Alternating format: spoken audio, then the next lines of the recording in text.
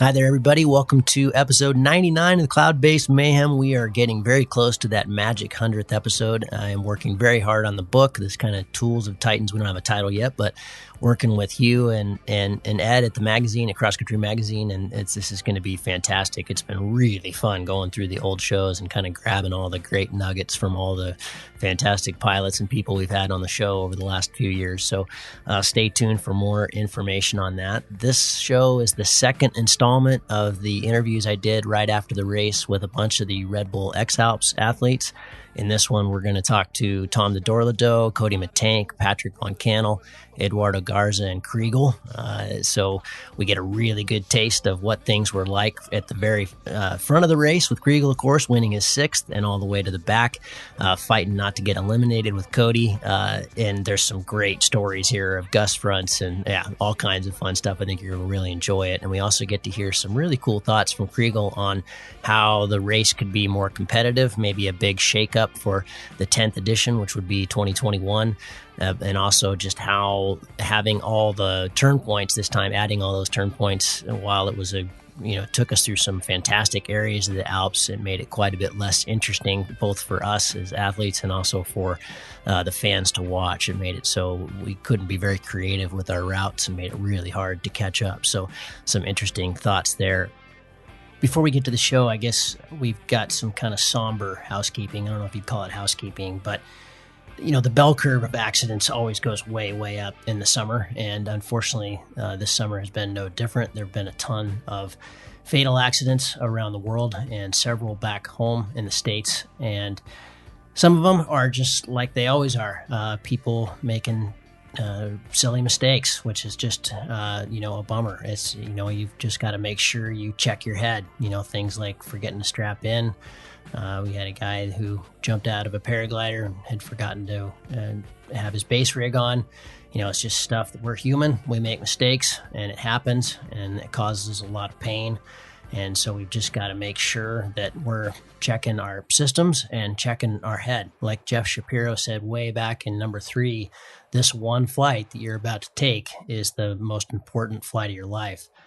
The accident I want to actually talk about, though, is a mutual friend of actually Jeff and I's and many, many other people that just happened in the Sierras. And we don't know all the details, that he was flying with a couple other people that day, but basically went into a pretty windy lee area, very, very low, where he didn't have any escape. He went into a kind of a canyon without, where he really needed to climb, and obviously did not get the climb.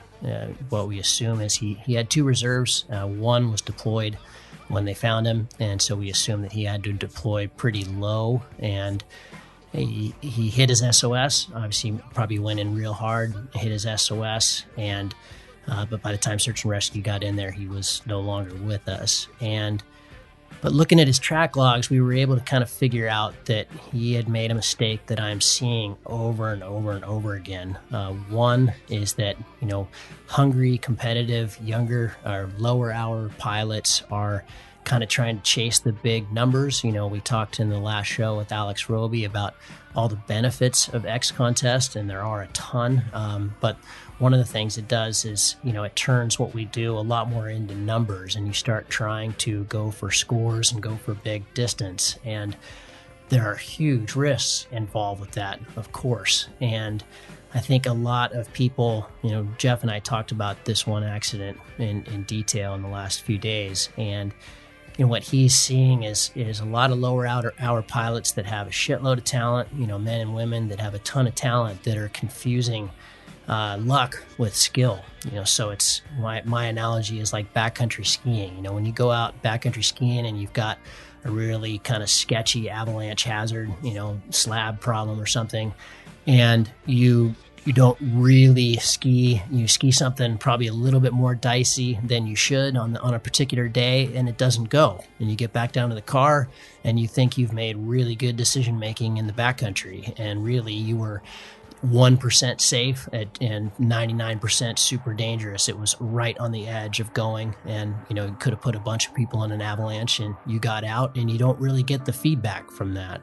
And we've got the same thing in flying. If you if you take a deep line and it works out, then you take another deep line and it works out, and you keep doing it, you think you're getting better when really you're just getting lucky. So if you're, a pilot that's at 500 hours, you need to be realistic and understand that you're still a total puppy. If you're at 1,000 hours, you're just starting to figure it out.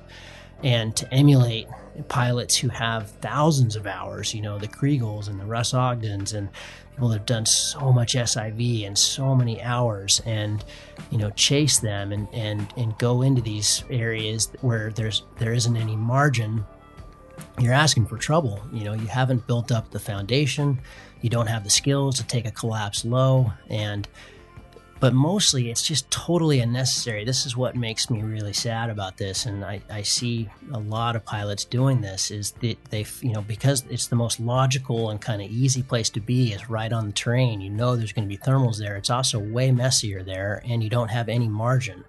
But mostly you don't need to be there. You can be way out front, use a lot more bar, fly a lot faster and straighter, but you're also, if something goes wrong, you've got a lot more margin. So, usually out front, it's not always the best line, but most of the time out front, it's a place where thermals have gotten a lot more time to kind of gel and get nice and get a lot smoother, and they're not so sharp. When you're right on the terrain, it's like flying in the flatlands right off the deck in a dust devil. The thermal hasn't had time to really gel and get nice.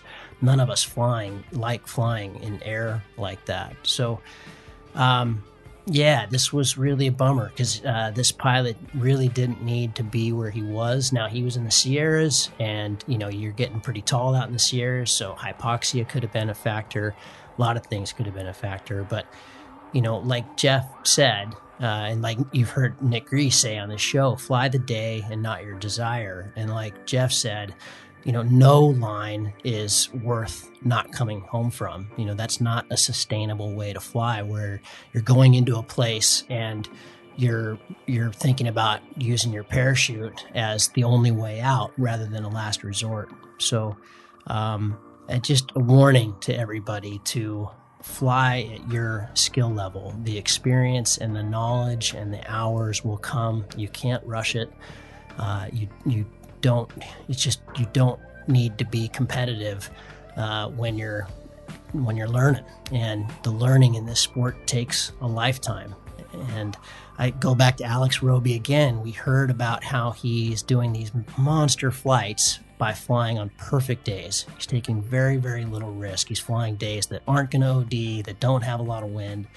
They're perfect days. And like Santa Croce said in his podcast, the good days will come. There's no reason to go out and push on the hard days. And so it's just a warning. I see a lot of pilots jumping up to a much more spanny, more demanding wing way too early, and pushing it way too early when they haven't built up the foundation. Be honest with yourself. Emulate the pilots who don't have accidents, who come home every day and are having the most fun. That's what this podcast is all about. And I also want to own up to something that Jeff pointed out, was that often on this show, myself included, and some of the pilots that I've had on the show kind of glorify that deep line, but know that comes from thousands and thousands of hours of practice and training. And a lot of the people I have on the show, like the show today, are X-Alps pilots. These are some of the best pilots in the world, so they know the risk, they understand the hazards, they know how to get out of bad places. They've got the experience, and that experience is often gained from making mistakes. And we've all gotten lucky that we haven't had a lot of consequences. They've been inconsequential mistakes where we go, wow, that was really close. But remember, this one flight is the most important flight you're going to take. So keep it safe out there, everybody. I know we hammer safety a lot on this show, but like I said, there's been a lot of accidents, and it's been rough on families and friends, and it's been rough on the community. So let's stay safe. Let's get into this show. Tom De Dorlodot, Cody, Patrick, Eduardo, Chrigel, some fantastic stuff here. We're going to start it off with Tom, who this was his 7th X-Alps, but his first time to make it into Monaco. He was the last one in. He clearly really upped his game. He and I were racing pretty close to one another for most of the race until I kind of faltered day 8. But he had a great race and brought in a professional trainer and just totally changed his approach this year, changed his team. So we're going to hear about how all that went. Here's some great stories from Cody, who was having an epic battle at the back, but made it a long ways and had a great race. Patrick Van Kanel, who of course we knew he was going to do well. We had a great talk with him on the podcast before the race. So we get to hear about some of the battles that he went through.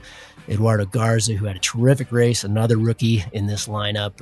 He was kind of right in the middle of the pack, was chasing hard. He was really tenacious, had a fantastic time as well. And so you'll hear kind of the joy that he had in this race. And then the always amazing Chrigel. Enjoy.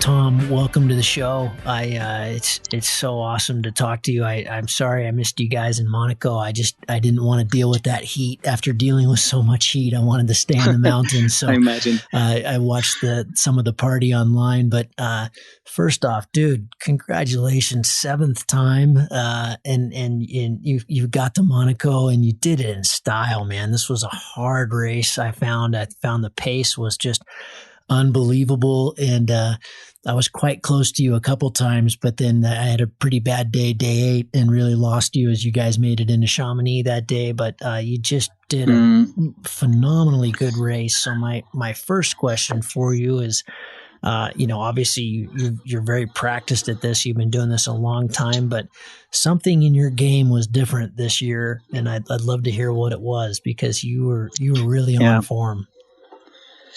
Yeah, I think. Well, thanks very much it was. I'm super happy to be on the show again and to share a little bit of my experience with everyone. This of course something changed. I think I've done the race 6 times before, and I knew I was coming back. When I actually 2 years ago, I thought that I'm never going to do it again. That's it. I leave it here. And then this year we had a baby, and I thought this is the perfect timing to just stay home a little bit, focus on training, and spend some months in the Alps. And, for the last 10 years, a little bit like you, I've been traveling everywhere around the world, and the X-Alps was one of my adventure, but I never totally focused on it like I should have. And so every time I was a little bit short, not far from Monaco, not far from a good position, but never quite made it. And this time I really changed everything. I trained professionally with a professional trainer. I really worked on the gear. I spent a lot of time in the Alps, and I think this is key.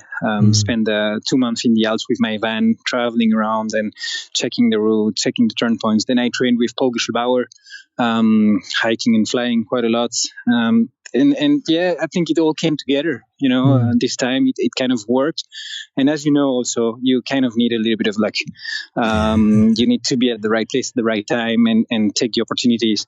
And because I've had other races where I think I was strong and ready, but one day and one mistake can make a whole difference.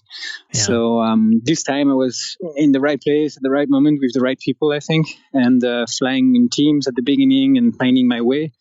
And then, it worked out. I actually even was hoping to get a better result because I was playing 5th, 6th, 7th, 8th, and in there.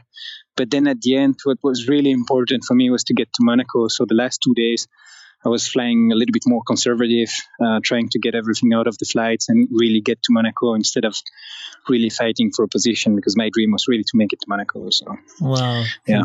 Congratulations. And I had those last days were so stable. I had plenty of time to walk and watch tracking and stuff. And my mistake day 8 really cost me, because I got stuck on the Eiger side, and I couldn't chase you guys into Chamonix, and it was pretty clear that that Monaco was no longer in the cards. So I had some time to watch, and man, there was a heck of a battle going on. I mean, really, actually, at the end, it was even for third and fourth, because Patrick really reeled in Benoit and Paul there that whatever day 10, but you guys were having a heck of a battle around Monteviso and Cheval Blanc. It was awesome to watch.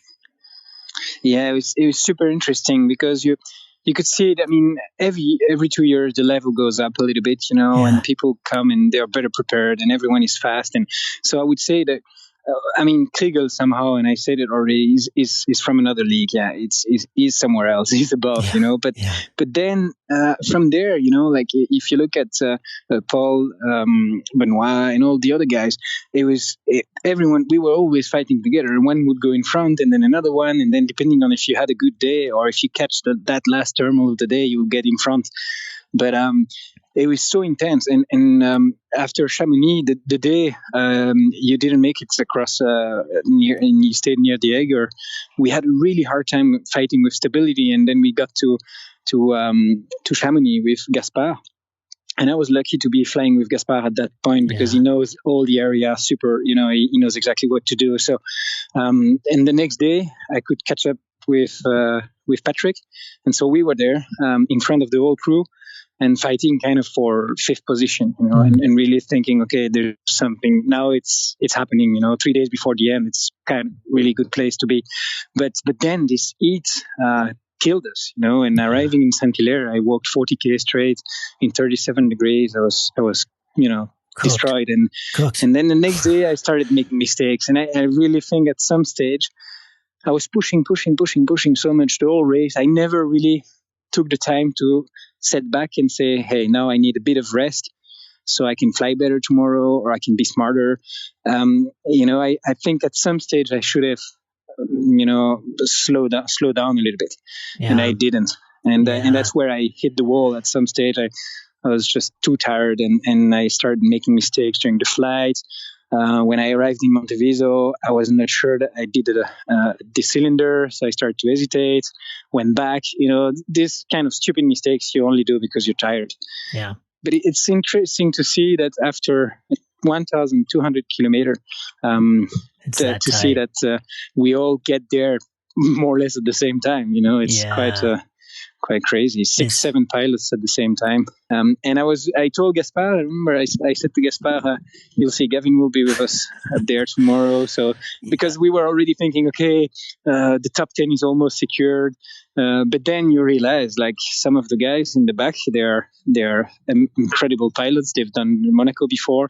And so anything can happen in this race. As you can see, it's like, I think this time people were flying so fast also. The pace was just, I just was blown away. It had, in 2015, I made mistakes that cost me almost a whole day, and you could keep, you could still be in the race. In this race, you're done.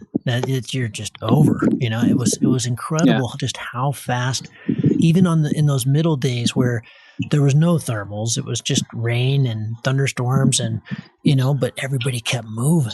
It was just really still very fast. Everybody's out the door at 5 and done at 10:30, and it was really, really phenomenal. I'm very impressed with what's happening with the level. Yeah, it's going to be interesting to see what happens in 2 years also, and see how. It all depends on the weather, and I think this year was so intense the first 3-4 days with good flying weather and big distance flown, and but for me, what really also changed this year is my attitude. Like before, I remember in the races before, if I made a big mistake, I kind of couldn't go over it, I was negative and, oh shit, I made a mistake and this is not going to work. And this time, even in big stability, when I landed down and thinking, okay, now I have to go back up and everyone is flying above me, I don't know how, but really positive all the time. Like I could really stay smiling and laughing and having fun and not take it too seriously. And I think that was a game changer, to really stay positive and have an attitude of just, okay, no big deal. Let's keep going. Let's stay positive. Was that a conscious decision before the race started, or was that something that just, age and having a baby and just maybe you're just different? It's probably a little bit of both. In one side, I knew this is something I had to work on. And also this year I changed my team. So I took a different team that I used to be to have a different vibe, and to start from scratch. The team that I had was always great. And I was always happy to share those moments with my friends and stuff.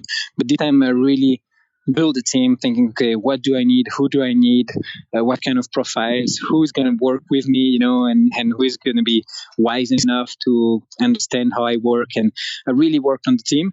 And then I knew I had to work on myself. I knew I had to change my attitude. And also, I was having this discussion with Paul Chrigel Maurer before the race, and he said, it was his way of thinking, but he said, "No, I have to think that it's possible to win. I have to come for the win, because if I don't come for the win, then there's no need to come. And I won't give my best if I'm happy with the second or third place, Yeah. So, and then it kind of changed something in me. Also, I thought, this is true.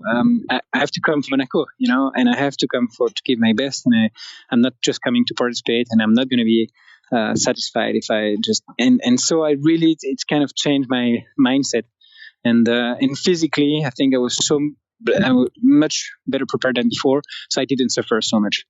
I was enjoying much more. I like that you got a professional a trainer. That I've had that for all three, and in Ben, Ben, and he's my supporter in the race as well. Yeah. But it's just man, it makes all the difference, because that's one thing you can shelve. Totally. That's one thing you don't have to think about anymore. You're going to be ready. You just got to do the work. Yeah, exactly. So, what was your best day and what was your worst day? That's a good question. I think my best day was the last day, because I woke up and I was still 155 k's from Monaco, and really it wasn't clear that I was going to make it. I wasn't sure. They were saying that the day was going to be amazing, but it was not clear. And so I climbed to the top for a glide down to reach Simon, and then climbed again and was on takeoff with Simon. And actually, the day wasn't that good. We had strong west wind, northwest wind, and it was destroying the thermals. The first thermal I got was amazing. I thought this is going to be easy. I went up to 3,800 meters and thought, this is it. We're getting to Monaco. And then after that, nothing. 2002, 2003, fighting against the wind, and it was really a struggle to get to Monaco. So when I landed 40k away from Monaco, I opened my cell phone, I checked my GPS, and I said, okay, this is going to be a long walk, but I'm going to make it. I was so happy about it. Really super stoked. But so I think that maybe it was the best day, because I have to be honest with you, I would have been very frustrated if I didn't make it to Monaco this time, because I never did it, and so for me it was important. It got personal. Sure, yeah. I had to finish this, so it was a really, really good day. But altogether, also the day of Kronplatz, when I landed on top of Kronplatz, I got lucky. I was one of the first to land on top, and so I could catch up with the guys who landed a little bit lower and had to hike up to the top to sign. I really landed 1 meter from the signboard, signed, and took off again. And so I was flying with Benoit, with Paul. From 3 to 6, 7, we were all there, and 4 or 5 pilots, and they were flying fast, and it was really good to be flying with the group, because a group of 5 talented pilots, we went really fast. And I remember looking back and seeing that the conditions were getting worse and worse and worse, and thinking, okay, for us it was good. We were kind of closing the door behind us. So I remember thinking, this is not going to be easy for those who follow, and it was just a matter of maybe an hour difference. Sure. But we could escape in front, and that was a really good day. But then I made that mistake in Innsbruck, and it made me land, and then the next day I could catch up. But yeah, it's when you look at the race 10 days later, you see how many mistakes you made and what could have been better and stuff. But at the end of the day, we all did our best, and you play with what you have. Tom, you've done it 7 times now. You made Monaco. I'm sure you've got some really good advice for someone thinking about doing the X-Alps that's never done it again. What would be the one precious piece of advice you would give them, if they're thinking about doing it? What would you pass on to them? Yeah, I think, I think the most important is to just spend as much time as possible in mountains. And I do think that it's really a mental game, this whole thing, and that's why people like you and people who do a lot of adventures and they go out and they spend time in difficult conditions and stuff, they can cope with it. They can cope with the stress, with the mental, game and stuff. If some people would say, just go spend some time and do some comps and fly long distance. I don't think this is the best advice. I think really what is the best is to take your backpack, to go with your glider and get lost in the mountains and spend days hiking, flying, make some, volume in difficult conditions and sleep outside and, get hurt a little bit. But I really do think that when it comes to the race, then you feel confident out there. The physical challenge is still there, but mentally you can cope with it. I think that, and I think what you need is experience at the end. So experience, you only get it by practicing. You have to spend a lot of time out there. Who I think of when you say that is Nick Nanens. I think that's kind of all he does. He travels the world and he does it out of a shoelace and he just bivvies everywhere he goes. He's been in so many mountain ranges and even in this race, he had a really bad start and he was way off the back. And I kept telling my team, just don't count him out. He'll catch up. He always does. He'll just keep moving and he'll do it with a smile and nothing really phases him. He's always just chomping along. And that's really good advice. I like that. What's the most critical or vital support you receive from your team? This could be a one case scenario or just overall, like, oh my God, I couldn't do it because of this. Well, I think, it was interesting when we crossed, for example, to the Rhone, we had to go above glacier. And I think for me, it's like you, I spend a lot of time in the high mountains in Pakistan and stuff. So I feel very confident, but I was really happy to have someone with me, being on the rope, and just didn't have to think about it, and I had two really strong guys in my team that were sometimes hiking in front of me, helping me carrying water and extra stuff, food or a little bit of electronics and stuff. And that really helped to have those guys really positive mindset, motivated, smiling, the good joke, the good moments. And I think really that was the game changer this time. It was the attitude of the team. More than really something that they did, but the whole positive attitude. And for example, and I speak about the moment when we crossed to the Rhone, we had to go above the Petersgrad Glacier, 3,200 meter. We went to the hut. We had really bad weather, but we did everything like kind of having fun, enjoying, laughing about it, not taking it too seriously. And I think the attitude really makes a difference. And they could really cultivate this positive attitude the whole way. I think that's the best. That's really where they were great at. Yeah. Tom, the final question is just what fan experience or locals experience along the way, because people come out and do the most wonderful things for us. What was the one that really stood out? That's a good question. Not this time, but I remember from the last editions, and I think this is a good story. There's a woman that back in 2009, I think, I met her in front of her door on the way from Martigny to Mont Blanc to Chamonix. And the path goes just in front of her door, and she came out. What do you do there and here and blah blah blah. And she offered me some iced tea, like really homemade, lemon and ginger, and really good. And then 2 years later, in 2011, I came again. And there she was waiting with following a live tracking and waiting at the same spot, and hey, here I am again. In this year, she sent me a message saying, hey, if you land in Martigny, your iced tea will be waiting for you. And I flew above it.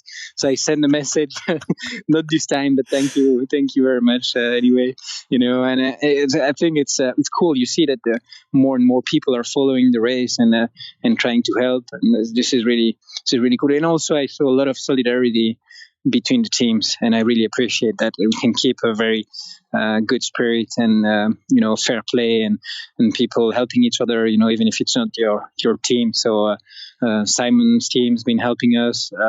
Gaspar Petiot, every time I would meet them, they would propose some water or something to drink, something to eat. So we could really cultivate between the team. The team's a really cool atmosphere, and I think this is important also for the spirit of the race. So really appreciate that. Couldn't agree more.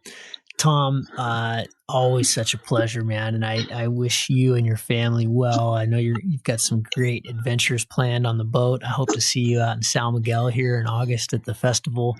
Little plug for them. That's going to be awesome. And that'll be nice. Congratulations, man. Really, from the bottom of my heart, it was just awesome to watch. And I was so happy for you. And when I was at Col de Lazard and saw you walk in, I was just thrilled for you, man. So congratulations again, and on just an epic race. You really kept it together the whole time, and that was really fun to watch. And you were in a troop of incredible pilots there, and I was happy to see you guys make it. So yeah, job well done. Thank you, man. Thank you. I appreciate it. And I hope I can come to the States soon and get some flying down with you there. Yeah, for sure. And some ski touring in the winter, man. Don't miss the winter. It's that special. Would be nice. You would love it. You would love it. Cody Mittanck, Team USA 3. He and I spent quite a bit of time together, as we did with Willie, who we'll hear from later. And the run up to this race, did some training together about the week before the pre-race week.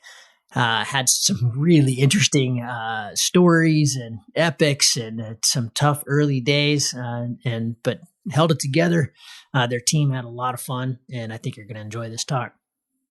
Cody, thanks so much for coming on the Mayhem, man. It's good to hear your voice. I know you're out at U.S. Nationals already, moving on to new things. We talked a little bit before we started recording about how you're feeling. Sounds like you're feeling pretty recovered after the long slog through the Alps. But congratulations on your first X-Alps. I know it was a big battle there at the back for a while, and you had some pretty hard days, especially the one looked like leaving Kronplatz, but it's still an epic adventure, and yeah, man, congratulations. Yeah, thanks, man. Yeah, a lot of hard days. I don't even know where to start with all those. But yeah, lots of stories there, lots of mistakes, but a lot of really good flights too. So yeah, it was an adventure, definitely an experience that I wouldn't trade, and glad I did it in the end. So this was the sketchy. Maybe you're going to ask what the sketchiest part was. This is the sketchiest part of the whole race for us. I think we waited till one thunderstorm passed, and our plan now is to still try to just either start hiking up the Brenner towards Innsbruck, or try to fly. And so we hiked up to a launch, and we waited for one thunderstorm to pass, and they seemed to be sort of tracking more to our northeast and not coming up the Brenner where we were at.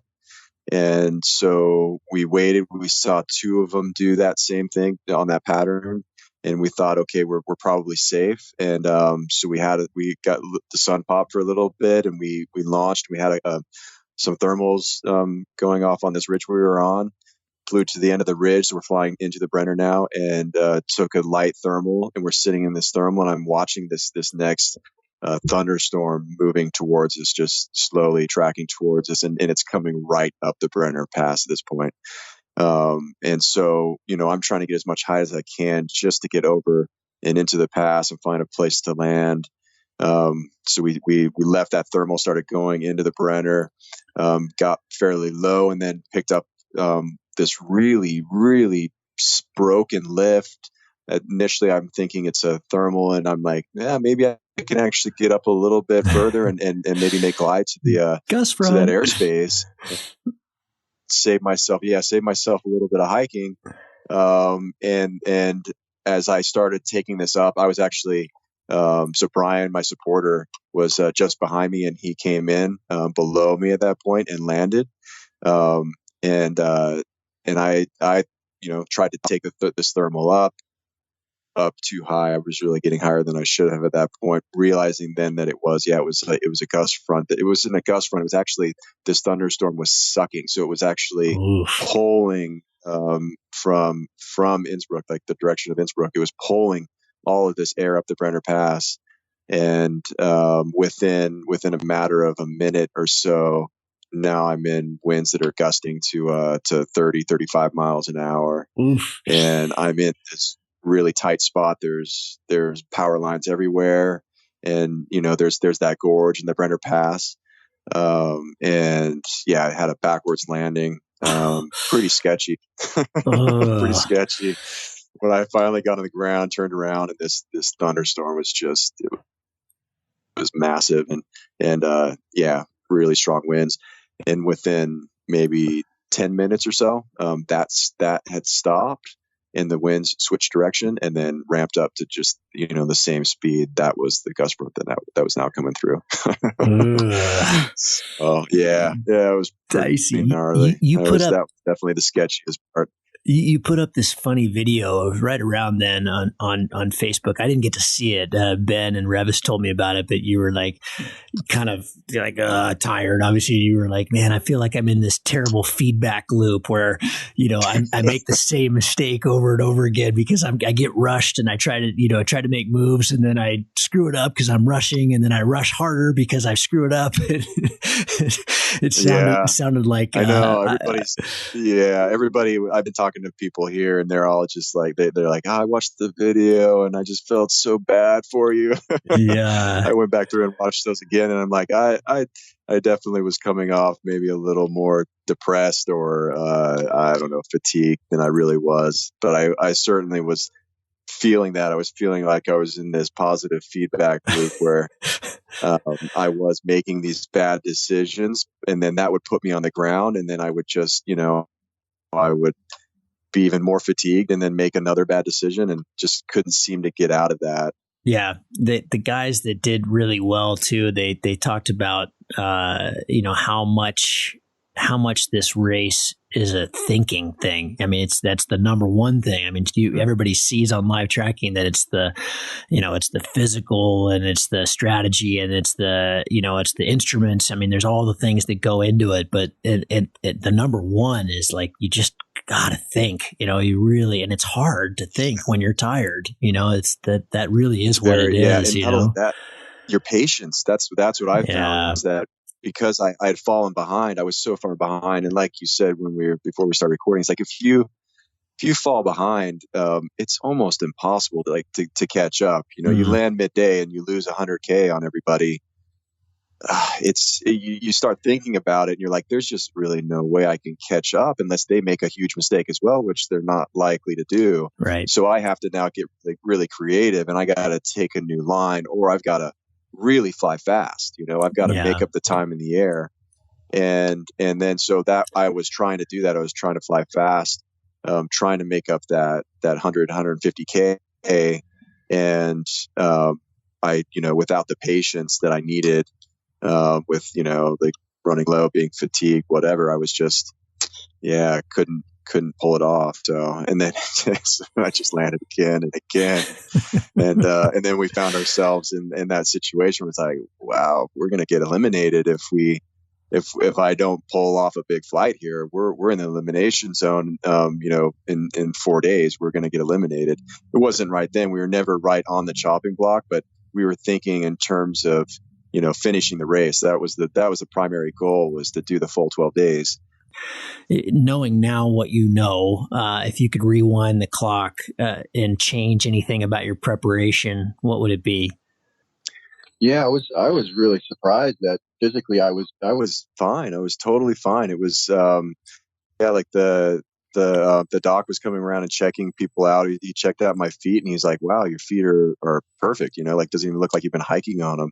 And I owed that to a lot of the advice that you gave me to bring another shoe that was a size bigger. And when you told me that, I was like, I just can't even imagine my feet swelling an entire size. And I almost didn't do it. But I was like, I'll bring one pair that's one full size bigger. And that was key. I ended up actually using that bigger size anytime I was doing the long pavement hikes, because that's when my feet would swell. And I ended up being just fine. So I during training, I realized that the toe socks were the best option to prevent blisters. And then also this running lube that you put on your feet to kind of help with friction.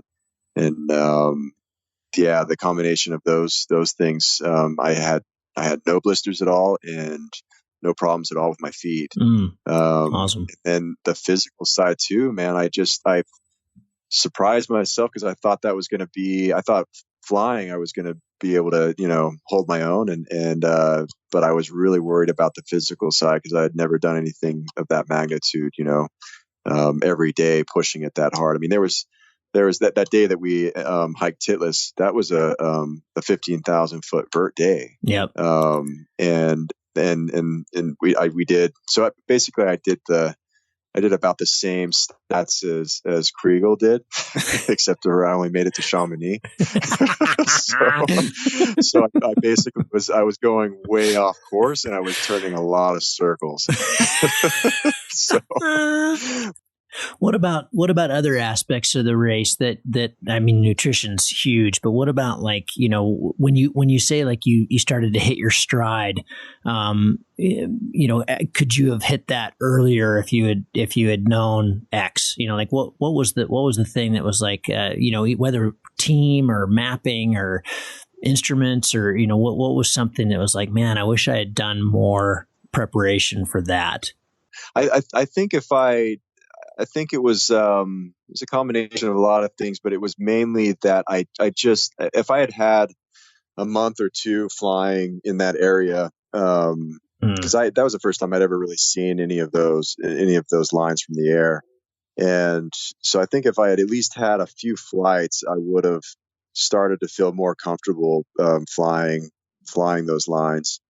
Because like I said, right off the bat, our mistake that set us back was just not knowing what launch to be at. I think if we had known that area around the grind a little bit better and knew that the launch, actually to the north was the one to be at that morning, then that could have completely changed the race for us. It was this one was interesting for me because in 2015, we made a ton of mistakes, just like you did early on, and came out of we had a great start, but then some really bad days, went way back, but because we had these long distances between turn points, I had a really magic day 8, that just pole vaulted me from 18th to 7th, and we got to Monaco, and I think that skewed my reality of what it is. I was like, convinced that, wow, I got 8th in my first X-Alps, it went really well. And I thought, oh God, if I really train and fly a lot in the next few years, like I could really be competitive here. And what I underestimated, I guess my answer to that first question, underestimated, was just how good everybody's getting. There were a number of times in this race even where lack of local knowledge really hosed me. It really, like if I had just known how, A, B, and Z works coming into this valley system, like the guys that are ahead of me do, then I wouldn't be on the ground. Exactly. It's just exactly. It's amazing how much that makes the difference. Because that's what I was talking about that day that I'd flown. In the evening, I launched and I was flying just past Murin. We'd been in that area. That was the only area we'd really actually did some recon on. Yeah. Because we flew into Geneva and then drove through there and got a couple of little flights in that area. And so I knew that Nissen was the place to be for the next morning. And so I knew I had to get there. So I could see I needed the side hill here, and then we could hike up and then get a morning sledder down and then hike and be ready for be at the top of Nissen by 9:30, 10:30. And be ready for the day. And if I had known that's those sort of things in all the other areas, totally different race. It would have really helped us. But but those were the big mistakes that I made. Is just we didn't know where to be. We didn't know where to actually be for a good for a good start for that day. Yeah. And yeah, that just takes, flying that area and knowing that area. But it's, yeah, like you said, living there would definitely help. But I think even just training there for a season or two would be really useful as well. And I mean, going into this too, I had no dreams of beating Chrigel. Yeah. That was not even, I didn't even entertain that idea. All I was hoping for, because I didn't know that I could even survive it physically. I was just hoping to be middle of the pack. That would have been a really good scenario for me. And I was hoping to just survive the full 12 days and to get past Mount Blanc. Turns out that, I did survive the full 12 days, and we got to Mount Blanc. It just happened that, actually everybody was so freaking good and so fast that we did that, but we were still at the very back. No, there's no redeeming needed, man. You just competed in the hardest thing there is, in my opinion. I mean, I know there's a lot of hard races out there, but you did great, man. You crushed, and you did have some epic days at the end. I was watching closely and cheering you guys on. So, but Cody, thank you, man. I appreciate it, and I wish you well there at U.S. Nationals. I hope you guys get some good days ahead, and I can't wait to fly with you again and just get back to what we do, which is flying in the Rockies and trying to go big. So, but appreciate it, man. And again, congratulations. Okay. And next up, we have Patrick von Kanel. His mentors are Chrigel and Chrigel's brother, Mikhail. I've always said Michael, but I think it's Mikhail. And he's a test pilot for Advanced. You've heard him on the show. He's big, he's strong, he's an amazing pilot. He and I flew pretty much all day together, day 2, and then launched together in Ashau and made some good distance that evening. He's a terrific athlete. He had an amazing race. I wasn't able to reel him in there at the end, but he came in 8th place, I believe, and just an awesome first effort. It's going to be really exciting to watch him in the future. So enjoy this talk with Patrick. Yeah, the fan thing is neat. That's really cool. Yeah, people come out and give you food and fruit and water. Exactly. Cool. Maybe one situation was very special with the weather in the beginning was really nice. And then there was 3 days in Switzerland where the weather was quite bad. It was flyable, but not thermals. But then we saw, or I think for everybody was the same, we saw that a good window is coming, nice weather is coming after these 3 days. So I was really looking forward to the nice weather. And then finally we had this nice weather, but it was so stable, no thermals. We left Switzerland and it was really, really stable, and we couldn't manage distance. So this was really hard for me, for the mind, to push forward, because it was nice weather and it was looking very good. And then I was thinking all the time, maybe the others in front or in the back of me can fly, and then I can't fly. So this was very stressful. Stressful for my mind. And this one I didn't expect it so much that it's so stressful. Yeah, I really struggled with those last 3 days with the stability. It was like incomprehensible almost. I'd never seen weather that stable, actually, and so hot. And I think the same thing. Those 3 days in the middle that were stormy and lots of rain, and but in retrospect, they were, for me at least, a lot more fun, because you could hike and fly and like piece it together and still make distance, and at least it was cool, so it was nice for walking. And then in that heat, it was just you would hike 2,500 meters and fly and not hear a single blip on your vario. was crazy. It's just Yeah. unbelievable. So yeah, I agree. That was a really tough time. And I think it's make it special because you were thinking, over when we manage these 3 days, so it looks better. But then actually it was better than before. I think this point was very hard for our head, I think. Yeah, I agree. What was your biggest mistake of the race? Yeah, I think the biggest mistake was in the end, maybe 80 or 90k before the goal. I was trying to catch Benoit and Chrigel Maurer to fly straight, or it was one thing to catch Benoit and Chrigel Maurer, but it was also for me the safer way. And I flew out straight this valley from Saint-Hilaire, from a little bit after the last turn point, Cheval Blanche. And the whole group flew more in the south. So from there, they managed to fly closer to Pile. And I flew out this valley, and on the end, in the beginning, was very good. It works well, and then I was thinking, oh yeah, it's good.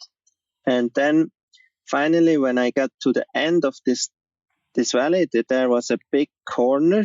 The valley makes a big corner, and there was a lot of wind, a lot of sea breeze that makes very stable. And so it was finished with the terminal, and I had to land. It was around 30k before the goal. And the guys, they was behind me. They took the route in the south, and they overtook me. It was Gaspar Böttio, Simon Oberauner, and Manu Nübel. So I lost few places, but for me, it was a mistake, but not a really big mistake, because it was when I managed to fly out the whole of this valley, maybe the chance is here to catch Benoit and Chrigel Maurer. Yeah, I mean, you've got to give it a shot, don't you? Yeah, for and sure. I was thinking I want to try something other. Yeah. And it was also for me the safer way because the main goal was to reach Monaco. Yeah. So it was a little bit that, and now it was a mistake to fly out this valley, but yeah. That doesn't sound like too much of a mistake. It just sounds like you were trying to do what made sense. Yeah. And it's paragliding. Sometimes it doesn't work. Yeah, exactly.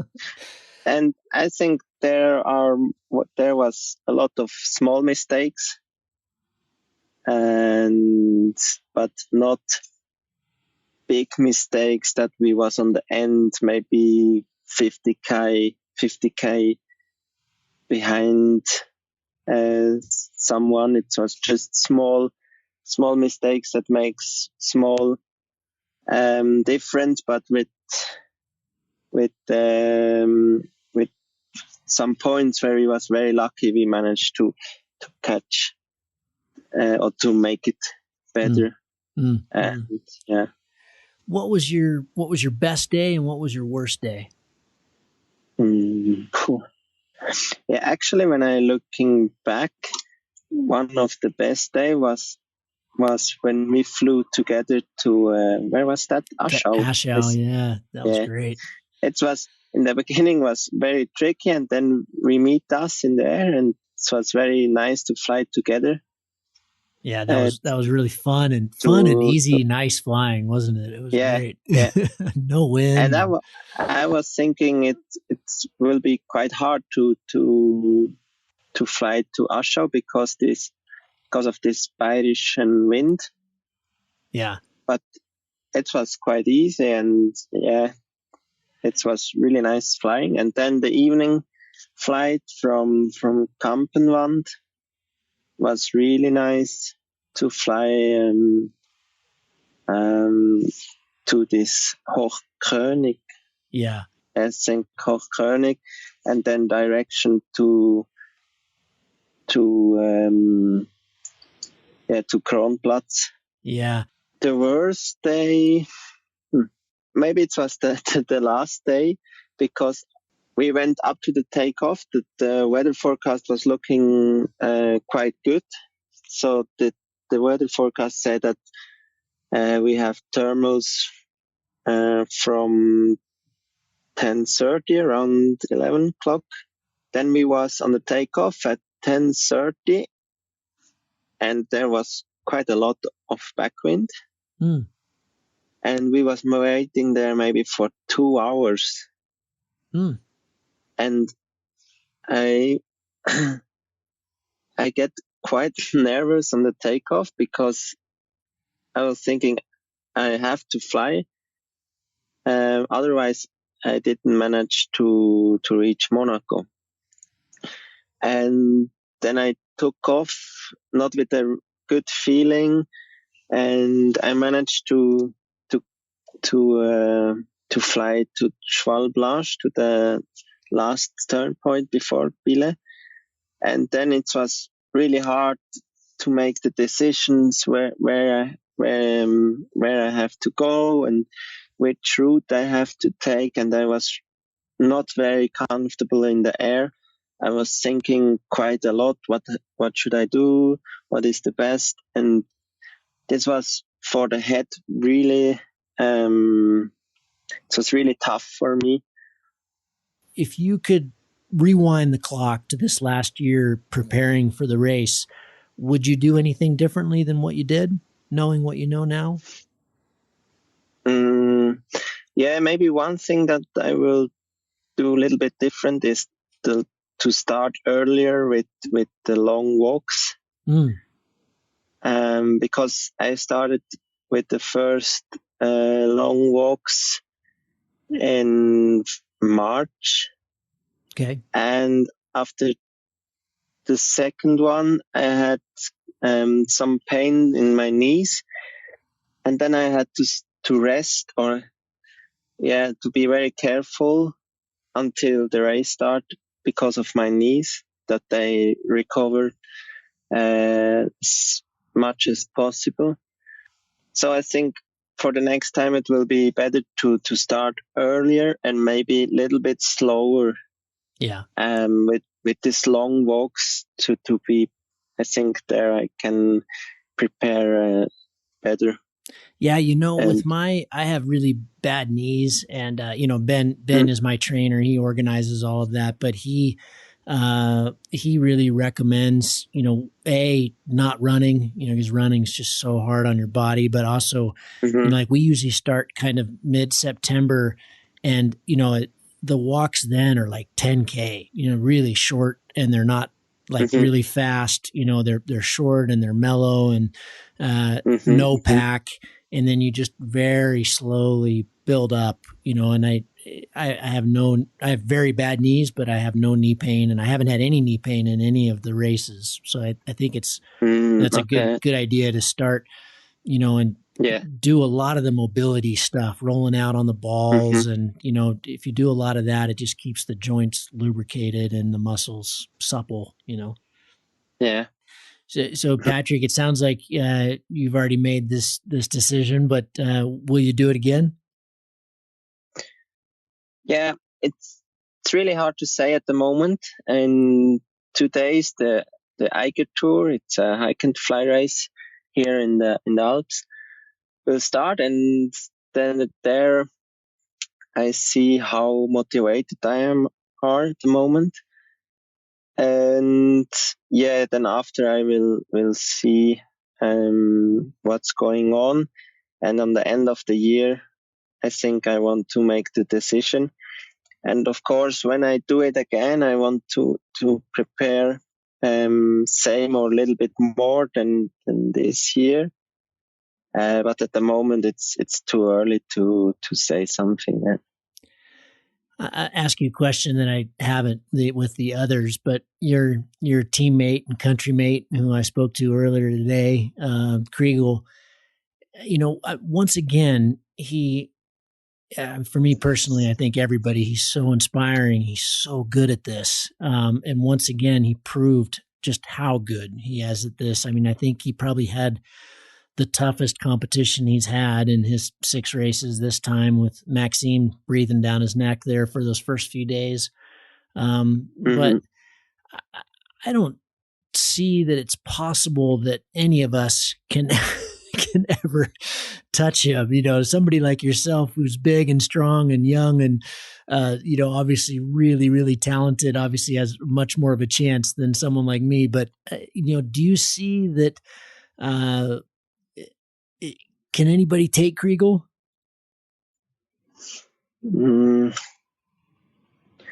I think this year we saw with Maxim that he can follow Chrigel, but it's from the outside, it was looking, Chrigel is like maybe in the comfort zone, and Maxim is pushing really hard.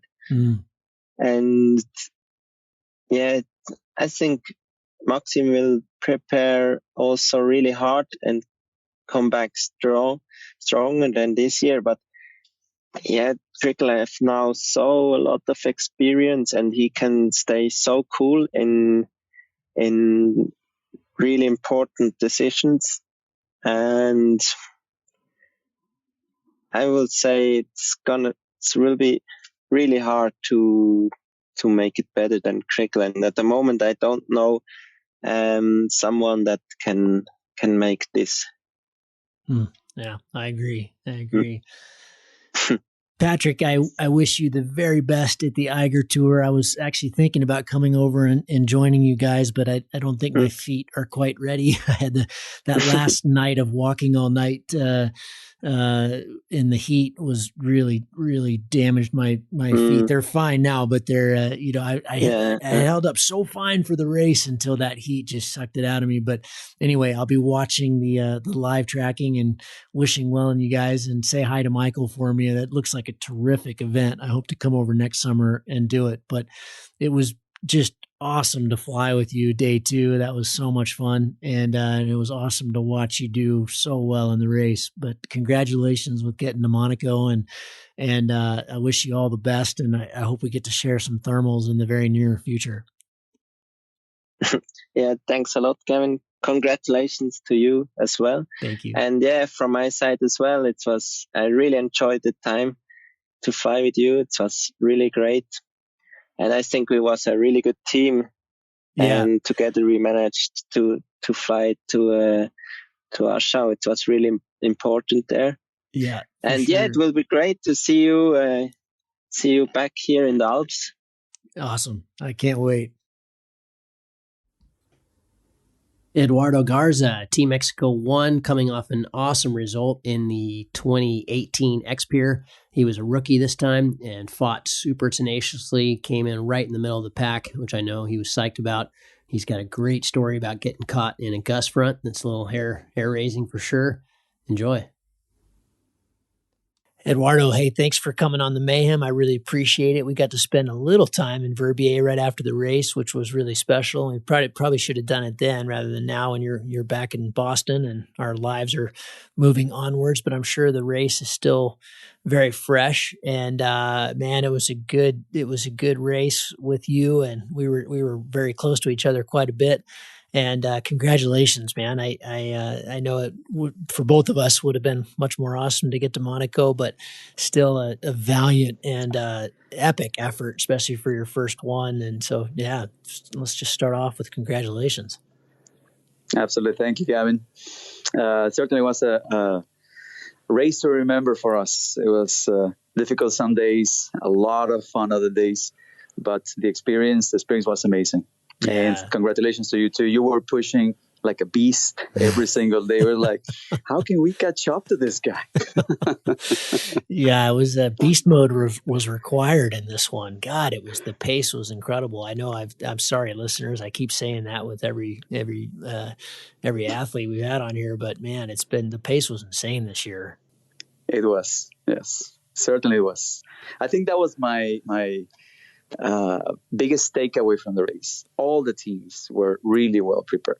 Yeah. Everyone was pushing relentlessly every single day. If you hadn't done 30K by 10 a.m., you were falling behind, you know? Yeah, totally. Yeah, it was impressive to watch. It was really incredible. And hard those last days with the heat. Jesus, that was hot and tough work. But I prefer the stormy gust front, thunderstorms any day and the rain and all that over that stuff at the end. That was a brutal way, at least for me, to end. I didn't like that stuff much. Yes, exactly. I think I would go 50-50 with that thunderstorms and heat, just because, at the X Pier, actually, we had most of the days, at least my first time, it was very, very hot, and it really gets to you. But you just push through, and yes, it's gonna be very difficult on the body. But on the thunderstorm side, we actually got in a few situations during this race that were pretty gnarly. And yeah, so survival mode pretty much turns on. Yeah. Well, tell everybody one of them. Give what was the worst? Well, the worst this time, and I was thinking about all the differences between the X-Pier and the X-Alps. Being in a thunderstorm is bad anywhere. It's one of the worst case scenarios. And when a thunderstorm just appears on top of you, you're trying to dodge the others, and you say, "Yeah, I'm clear," but then one appears on top of you. It's gnarly anywhere. However, I think in the Alps is even more dangerous just because of the topography. Yeah, of course. The thunderstorms, the complexity and the valley systems and everything. You just, they can get you from every angle. Exactly, and they can be channeled. So the air, the gust fronts can be channeled towards you, and that's exactly what happened to us after tagging Lermos, going to Davos. There's two valleys, right? One is the direct valley through Galtour. Yep. And the other one was the Squall Valley. So I believe that you took the Squall Valley, and I was flying with Judah, and he took the same route. I said, you know what? Next day might not be that good for flying, so might as well take the direct route. Yeah. Well, that was a mistake because I went just to Galtour. We were at probably 2,300 meters. So I was planning to just do a glide and then walk the night, and then early morning just fly into Davos. But what I hadn't realized is that the dark end of the valley was approaching way too fast. So I said, well, I'll land, I'll just walk through the thunderstorm, and then just continue my way. But once I started getting lower in the valley, once I started getting to probably 2,000 or 1,500, I saw that my forward speed was decreasing rapidly. So from 50 kilometers an hour, went to 30, to 10, to 0, then to minus 20, then to minus 40. I was going backwards at 40 kilometers an hour, pushing full bar. I remember looking down. I know it was it was one of those situations where the race goes into lowest priority and you're in survival mode. Yeah, completely. Of course. I remember looking down and I said, those bushes seem to be moving a lot, but there were not bushes. They were 100-foot trees, So at that point, as my brain starts just trying to come up with ideas of, really not getting hurt. And the first thing that I think is just landing where I am. But then I see the trees bending just at my altitude. They were bending 45 degrees. I'm talking big trees. And there's no good landing zones in that valley because it's so narrow and it's so full with houses. There's a lot of development. I even remember flying on top of the street, probably 20, 30 meters above the street, trying to make a side hill landing happen.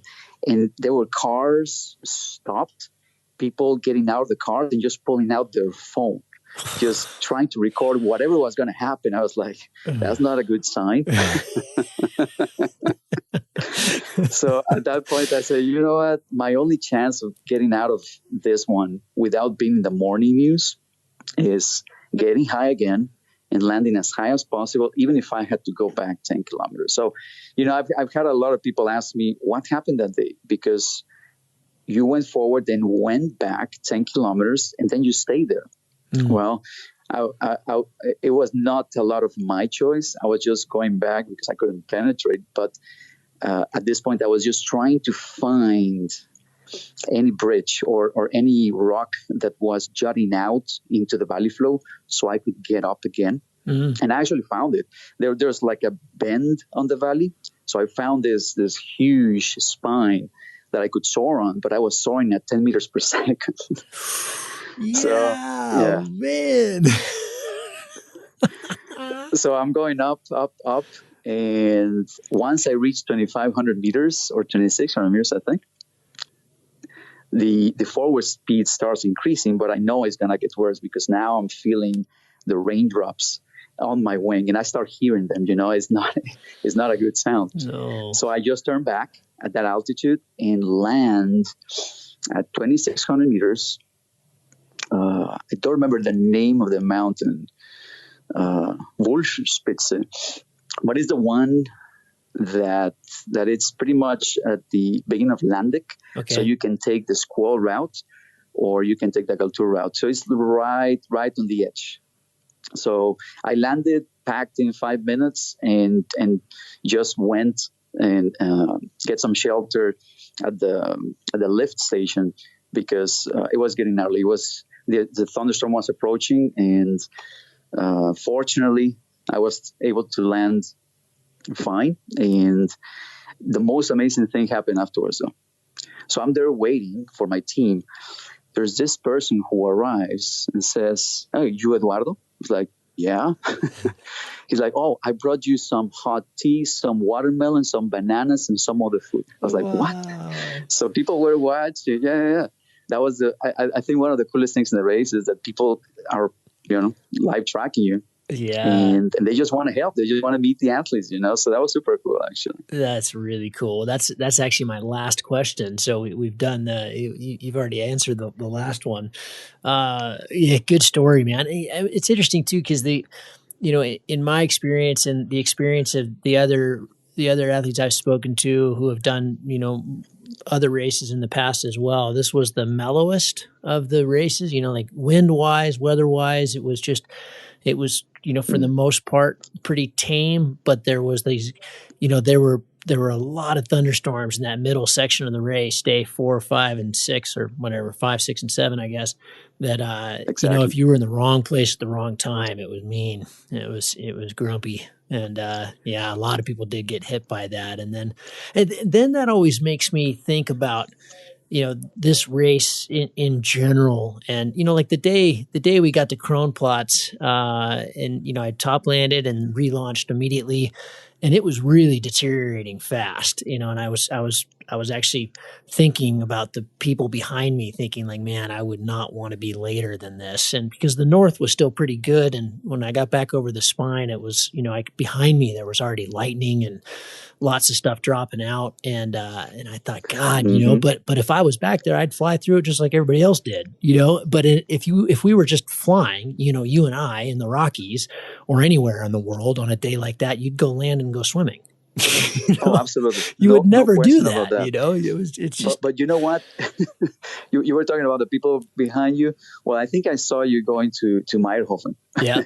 So I was behind, and I remember seeing Kronplatz from the distance, and I turned to my left, which is the east, and there's this wall of rain just coming down, just pouring. But then you have on the west, sun feeding everything. So it wasn't that bad from that perspective. Right. The problem was the darkness on the south. So probably 1 kilometer, or not even 1 kilometer, probably 600 meters south of Kronplatz, where the Dolomites really start, it was just so dark. So I said, you know what? I don't think it can get any worse than this. And then at that moment, I just see lightning like hitting the rocks and super nasty. I was like, you know what? It can get worse. Yeah. Yeah. Then I thought to myself, I have to go there and land. I have to sign the board. And then I have to do a little chat. And then I have to launch. And then I have to huff it towards Innsbruck or towards Solden, because the path towards Meyerhofen was actually now in rain by that point. So I was like, you know what? On a normal day, I wouldn't do this. I mean, I would see everything happening around me, and I would go straight to land. But obviously, you're racing, and number two, you don't want to walk or hike more than you need. So yes, I guess the race really pushes you to make that tough decision. However, I would have to say that while in the air, I was at 3,500 meters because the day was just exploding. I looked at the radar and I saw that the thunderstorms would actually be contained, let's say, south of Kronplatz. Yeah. So that's why I made the decision just to land as quick as possible and then just get out as quick as possible, just because the rain was going to be maintained and contained, and also the thunderstorms from the south we're going to be in the same place or moving from west to east, I should say. That's a good point to have that. You know, that I think that's one of the aspects that a lot of people with live tracking don't either see or know that we're utilizing as much as we are as the technology. You know, I mean, there wasn't any time in the race where I didn't have Revis, a phone press away, where I could, literally, like that day flying towards Davos, the one you were talking about, you got in the Gus front, and I chose the south line because the north line was, clearly blowing up, and it was a big cell over Davos, and and he's looking at all these on the radar and the hectopascals, whatever it is, for the depth of how big these things are, and just feeding me constant information in the sky, where I could, I still did top land at one point just because I was like, dude, are you sure? Like, this looks bad, the stuff I'm flying into. And he was like, yeah, we're going to get ahead of you. And if it gets bad down here on the ground, we'll let you know, and you could slope land high. And so I kept forging on. And at one point he finally did. He was like, okay, now, we had light wind, and I would now classify the winds as dangerous, and we're getting heavy raindrops, and you need to slope land.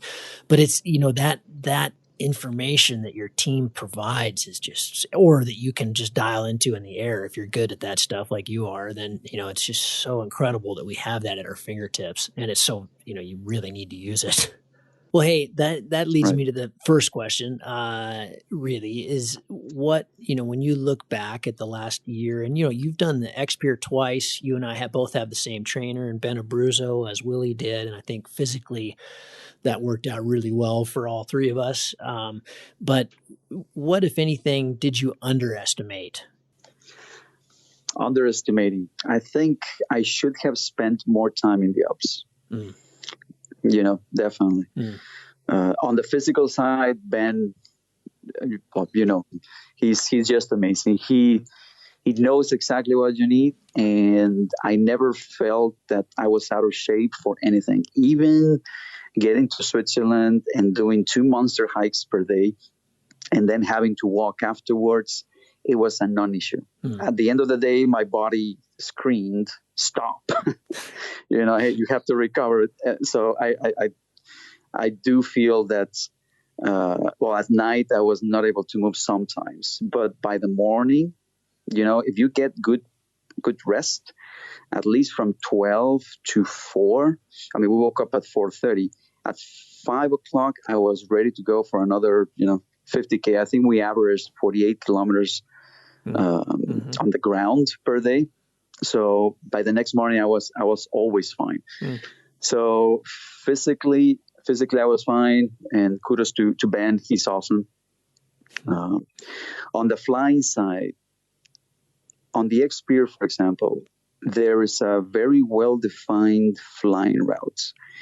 You can take some variants, but that won't be that significant. In the Alps, for example, flying from Eiger to Mont Blanc, there were so many routes. You could cross to the Sion Valley in Adelboden, or you could just go to Martigny, or you could take the north route through Samoëns. And it all depends on the weather. and, well, if you really know the route or not. So that was our first time flying in that area. And, well, fortunately, we were able to devise a plan. And, well, you mentioned technology. This was a day with very strong west wind. So I was in communication constantly with my team just to see where the wind was less strong. And they gave me the perfect information. They said, you know what, go through Chamonix. Instead of having 35 kilometers an hour at 2,500 meters, you have half of that or less in Chamonix. So I made myself, I just went quickly to Chamonix, and that worked perfectly. But again, there's so many routes that you can follow. And if you are not that well versed in the area, it can be very difficult. We spent 2 weeks scouting. 2 weeks is nothing really. Yeah. If you want to scout a 1,138 kilometer route, we scouted just due to the weather in May. Mostly it was France. So we scouted 20% of the race, but we were able to cover 80%, meaning that many of the areas were completely new to us. Eduardo, what was your biggest mistake? From a strategy point, I think that not flying early enough. My mistake, and that's all on me, because I sometimes decided to take glides and then hike up again when I should have waited 30 more minutes or 45 more minutes for the day to start turning on, and then slowly but surely make your way through the course. This happened when we were crossing the Chrigel Pass. That day turned on at probably 9:30 a.m. And at 8:45, close to 9, I was doing a glide to where I think you were there. We were in Hoisalve, and I glided south, like towards the Vilkogel. And I was on the ground, and I start seeing these clouds just pop everywhere. And very high. It's like, oh my goodness, this is going to be another speed hike of 1,500 meter in ascent and 5 kilometer total. So I was late. I didn't start at 10:30, for example, or 10 o'clock. I started at 11:30, close to 12. And that's why we got in problems at Kronplatz. So yeah, you missed 40. You put 40K on the table there, and that really hurt. Best day, worst day?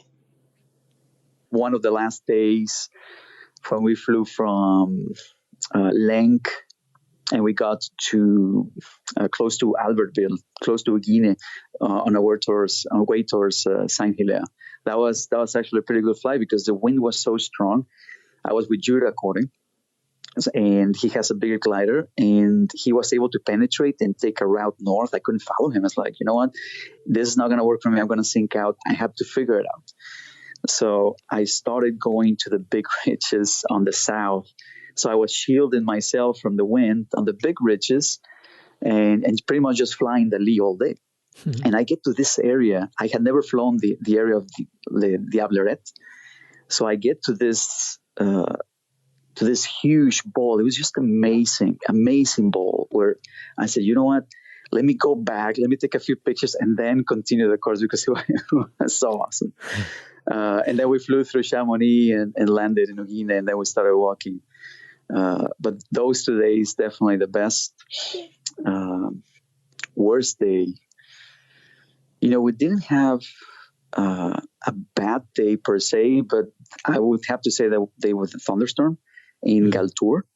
Just because, we lost 10 kilometers that we had done forward, then we had to go back, and then I couldn't move because the thunderstorm was on top of us. So we lost probably 40 kilometers just because of that thunderstorm.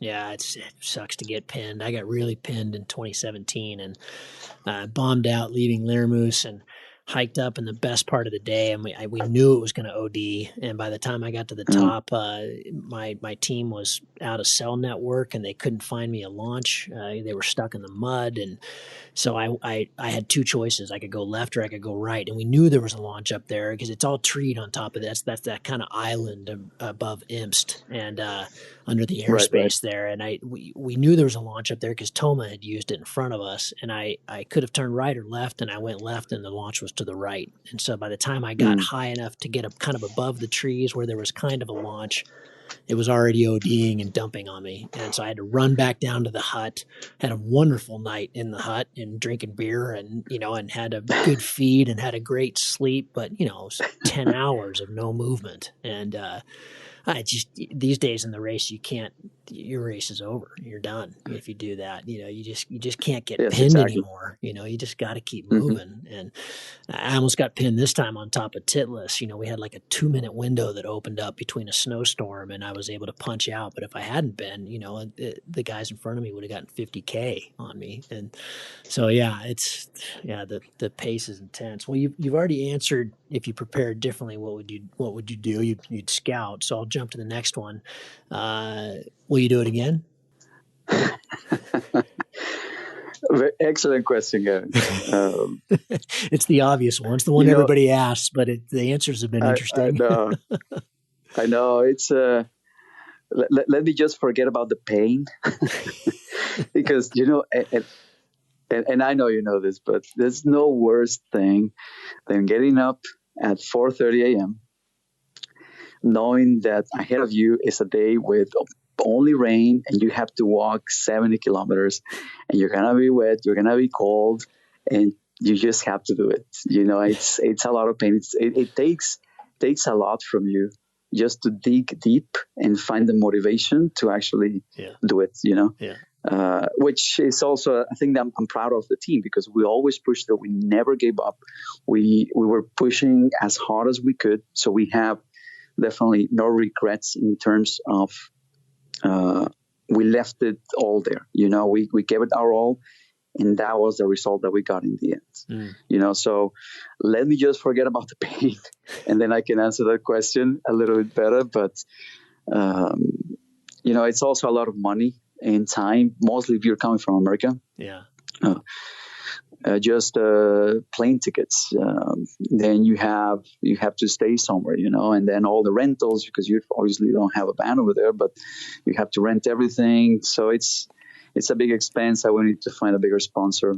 It's a very cool race. It's an amazing experience, but it's a question that I need more time to answer. I find that there's kind of a hole in life that is hard to fill after the X-Alps. And I felt the exact same way after the last two as well. But, there's so much preparation and training and anticipation and planning and laughs with the team and just everything. And also just there is something very special about being supported by your team for that period of time where your whole job is just to go as hard as you can, and they think, and I don't know. It's like it's a camaraderie that I don't easily find in regular life. And I'm not complaining by any means. It's very intense, and it's not just the race. It's very intense for a long time before the race. And then it just ends, and in our case, it ends in a weird place.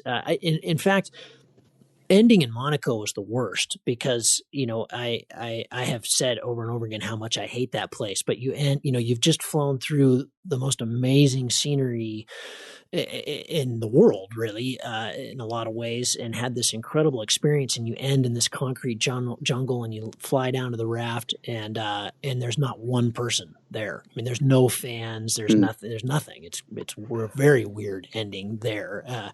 In some ways, I'd rather end where of course, you'd rather end in Monaco than where we did, but ending at Col de Lazard with just my team, and there's it's a very strange thing. You just at 12 o'clock, it's done, and you go away. And it's over. Yeah, now you can actually get in a car and act like a normal person. Exactly. What advice would you have for someone, because you were a rookie this year and you were obviously building up to this. I know you applied in 2017, didn't get in, and but you had these two really successful X-Peer campaigns behind you, and I'm sure that really weighed heavily on the selection committee to for this time. But what advice would you give, either just like to get in the race or just, to prepare for something like this, for all the people who watch that, are inspired and start thinking, maybe it's something I'd like to do? You mentioned the 2017, the time that I applied and didn't get in.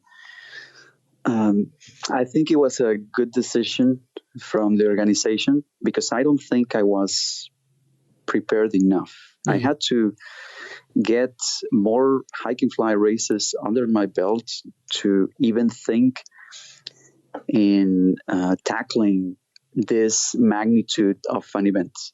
And right now I feel that I was ready, and that's why we're able to push and keep up with very, very good teams. But in 2017, I wouldn't have done it. Because I was just not prepared. I mean, we had done the 2016 X-Peer, but the team logistics, just the flying aspect of it, always land high. If you have serious, just land high and wait for it, and it opens up and you keep going. I mean, that wasn't something that I had developed or at least understood that well.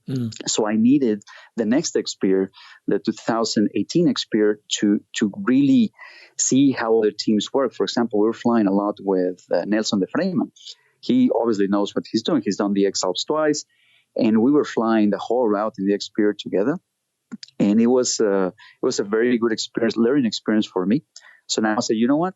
Now I think I'm prepared for the X-Alps, because if you try to make the X-Alps your first race, it will be overwhelming. Yeah. It's a big undertaking. You better get the logistics, better get in the mindset that a hike and fly race is, with a shorter race.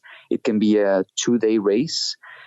It can be a 3-day or the X-Peer, which it's still an undertaking, but it's not 2 weeks or 11 days. It's only 7 days. So that would be my advice. Compare give it to me on a scale. What's the magnitude of the X-Peer versus the X-Alps? Like is it 50, 100? Is it 70, 100? Is it 10, 100? On the X-Peer, I would say it's like 60 to 100. Let's say. Okay. And I'm going by length and also by the size of the mountains you actually have to hike. In order to get to a launch on the X-Peer, you don't have to always hike 1,500 meters to 1,000 meters. I mean, there are lower launches just because, the height of the mountains is normally the highest is around 3,000, but everything else around 2,000, 2,500. So in terms of physical exertion, I would say 60 to 100. Okay.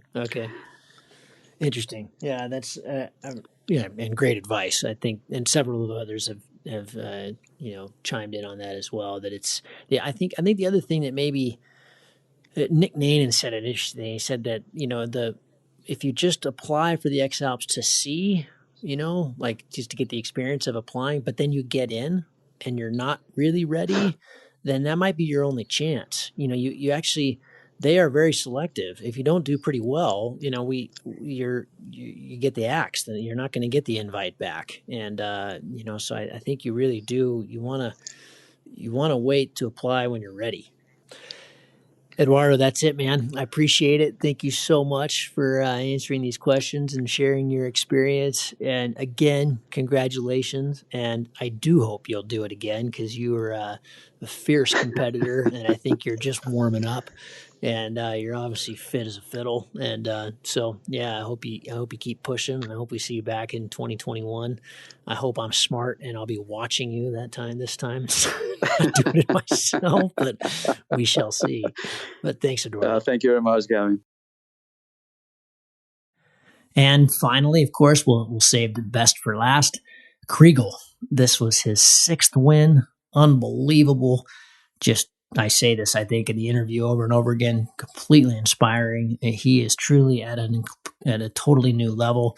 Maxime certainly gave him the hardest run I think he's had yet in his 6 wins, but still way out there in front, still incredible to watch. Just nothing to say, but awesome. Enjoy Chrigel. Chrigel, thanks so much for coming on the show and sharing your thoughts. I thought this would be really fun to ask a bunch of the teams kind of the same questions while it's still very fresh. It's been a little over a week now since you won your incredible 6th Red Bull X-Alps. Just remarkable, man. It's really exciting to watch you operate in the mountains, and very inspiring and always incredibly humbling. But so first off, just congratulations. Was this any more special than the other wins, or is it just chalking another one up? Yeah, thank you very much, Kevin, and congratulations to you. It was a hard week for all the athletes, I think. Yeah. Also for me, but because it was a long distance. There was many turn points to sign, and finally we was lucky with the weather. Or for me, it was more easy than other editions because it was less wind, no föhn, not too much thunderstorms, so it felt more safe at all. And for me, it was some days it was really a pleasure because crossing the main ridge, the Alps by Flywise, it's always more special. easy and excited. So for me, it was the goal to win for sure, but to also to have the safe moves. I mean, to have always smart and good decisions, and to move on with the safe character. So. Finally, I reached Monaco with all this, and it makes me very proud to end a hard race, a hard adventure, without any problems, with a healthy body, and it makes me very happy. And I think it's the best one ever I did. I was just going to say, was this your favorite win? Yeah, for sure, it was the plan, but it's always different in an adventure. Yeah. So I remember 2017, for example. I want to go safe, and after the first day when I covered 80k on the road, my knee was damaged, so I got an injury where I not get in control until Monaco. So the knee was all day painful, and not the fun. And on the end, I say, okay, I end a hard race, but my knee is in the problem. It needs 7 weeks recovery, so it was not so the best one. And this year I was really careful with my body. I was really have my team which control me, and finally with these rules and this checklist I was able to manage all day safe, and it makes me very happy. What was this, in some ways, I mean, you're always out in front, and you're always very difficult, if not impossible, to catch for the others. But in some ways, I felt like, again, and this is just from when I was walking, I could watch a little bit of the tracking and stuff, but it seemed like you had to fight harder in this one than in previous editions. Was this the hardest one to win? I mean, in the end, you were still quite a ways out in front of Maxime, but he put up a pretty good fight. Did very good, and he's a really good athlete. I know him from the PwC.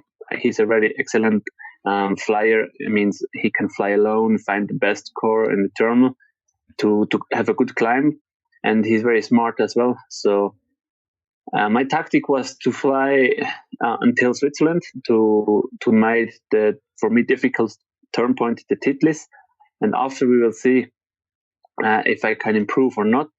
So I was quite relaxed. So when he was with me or in front of me, for me it was okay because of this tactic. And finally, when I made this turn point flywise in day 4, I felt a big help because he was stuck in a cloud, or because of a thunderstorm, he was not so fast at this moment. So I was maybe in Davos, I was maybe 45 minutes in a lead. And on the end, it was almost 1 day. So this day 4, when I could land on the Titlis, it was really a pre-decision, and for me a big help to stay relaxed. Mm. I did a podcast with Patrick just a few weeks before the race, and he was telling me about the kind of academy, like the X-Alps Academy that you've started, and you've got some, pilots like him, and I think one of his supporters, I think, is also really solid. What are the kind of the main things that you're trying to pass along to these younger X-Alps pilots that really make a difference in the race? What are the kind of, what are the things you put up on the chalkboard? Like, hey, this is what you really like. For example, he mentioned that, one of the things that you talk about in the academy is that, the little things add up, so the speed that you pack your glider, and the if you get another 500 meters in the little flights and the little glides, then over the course of 10 days, it really adds up. And I was thinking about that during the race. Like I really spent quite a bit of time this time learning to pack my glider fast. But very often when I would unpack the glider, I'd have like a little tangle or a little, like it was just, slowing me down little, like one time, Patrick and I launched at the same time in Ashau, and, he was in the air 5 minutes before I was, from almost the same place, because I was farting around with my glider. And I thought, gosh, this is just one little part of my game where I really need to refine. And by the end of the race, I'd figured it out. I just wasn't putting my lines back correctly. But what are things like that, in your mind, like if you could advise the community, maybe the people that are thinking about someday doing the X-Alps, what are the things that you're obviously doing better than everybody else? Here, first of all, I really like to share my experience to other pilots. They like this adventure races. I mean, it's not only X-Alps, it's all about the year. They are hike and fly competitions. And I think there is a good community in enduring sport like marathon, or in flying like Swiss League, or all the leagues in the countries. But there is no really something to learn about hike and fly. So with my sponsor Teamwork, we started this X-Alps Academy 1.5 years ago, and the goal was really to motivate and to share the experience with young pilots. They like this style of hike and fly competitions, and for sure there was a goal to have young pilots in the future in the X-Alps. So with Patrick, we was a bit lucky because he was very good in flying already, and so there was 1 year of working together to share the experience, to have a look of all the details of the important things, of strategy, of teams, team settings, everything like this. And I think with this work, he was very fast, quite well prepared. So when I needed, for example, 2 editions of X-Alps, he was ready in 1 year. And I think it's also for the future a very good tool to have to share all the experience under all the athletes, and to come better and better in this specific discipline, I think. What if anything could you change? You and I and Tom were on that kind of athlete committee that you put together, which I think was a really good idea. What, if anything, maybe in retrospect, looking back at this race, if you were Ulrich and you were at the command, what would you change about the race that would either make it better or more fun to watch or more competitive potentially? Yeah, for me, it looks really that the turn points, they fix the route extremely, and it's not it's more a media event. It pushes the turn points, but not the interesting of the route. So I prefer 1 or 2 turn points to have different options in between. In generally, I think there are two things. One is the competition characteristic. So for the competition, you have to remove turn points, and there is the organizer. They have the idea for a good event, for a media event, sure, and for also to make it more sellable or more visible for the fans. And for this, I think it's the opposite. You have to do more turn points, but this turn points you have to do more attractive. It means if there is like in the cycling, Tour de France, for example, you have daily runs, and then you have a start and a goal. And maybe if you do an adventure race with maybe 3-day races, it means cover 200k and then have a stop, and then the next day you have a restart. All the athletes together. It makes it more attractive for the turn points. I mean, because there is a arriving of the athlete. Then the athletes, they stay there for maybe 1 day. They have time, so all the fans, they can visit and they can have a talk for selfies and these things. And then you have a restart at the next day, and then all the athletes start together, and then is a new race, a new for all of them. They have a new motivation because they can stay in front again. And I think it will be also more difficult to me to be in front, because we thought that when we are together, the others, they can do exact the same, and they can do flying well, they hike well.